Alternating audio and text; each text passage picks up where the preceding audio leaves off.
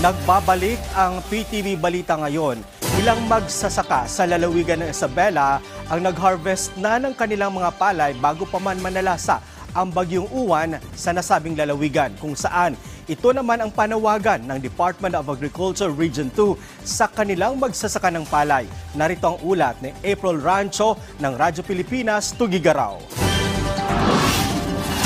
Bago pa man ang inaasahang pagbayo ng bagyong Uwan, ginapas na ng mga magsasaka ng palay sa lalawigan ng Isabela ang kanilang mga pananim. Si Kuya Sani mula pa raw kahapon kaliwat kanan ang ginawang pagpapariper ng mga miyembro ng kanilang asosasyon sa bayan ng Santo Tomas para kahit papaano ay hindi sila malugi at may kitain pa rin. Kahit medyo may green po yung palay natin, puspusan na po yung pag-harvest kasi baka mamaya pagdating yung bagyo natin, baka mamaya dadapa yung mga palay natin. Sa Barangay Kansan naman sa bayan ng San Pablo, marami na ring nag-alok kay Kuya Jerry para magamit ang kanyang harvester. Kinailangan pa niyang ayusin ang makinarya makaraan ang pag-aani sa ekta-ektaryang sakahan sa kanilang lugar. Pwede na talaga, pero kaso lang, kung ang namin ng bagyo, kawawa naman yung kayan. Kaya, nasa ako para matulungan nila.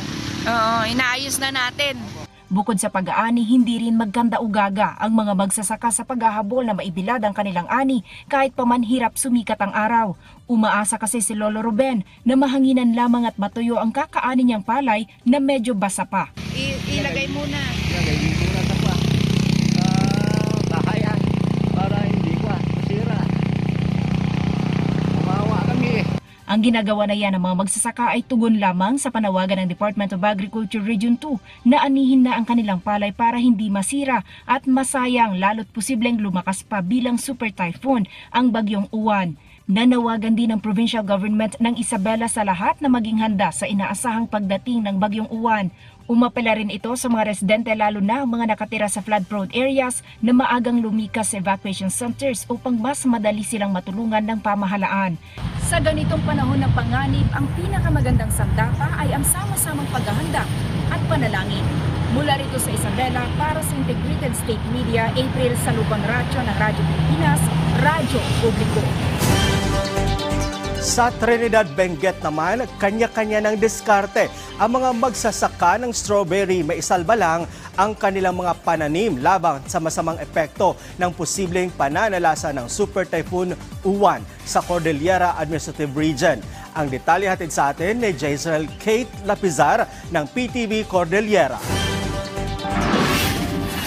Pinaghahandaan na ng mga magsasaka ng strawberry farm sa La Trinidad, Benguet ang posibleng maging epekto ng Super Typhoon Uwan. Maaga pa lamang ay tinali na ng mga ito ang kanilang mga tunnels upang hindi masalanta ang kanilang mga pananim. Ilan na rin sa mga ito ang nag-ani ng kanilang mga pananim ng maaga upang kahit paano'y may maibenta sila. Ikalman nga linis kami nga inikat-ikat mi dagitoyhan nga mausar iti farm at least indulin mi nga dagos tap no umati bagyo no adaman flood na at least awan mga iti agbarado iti kanal.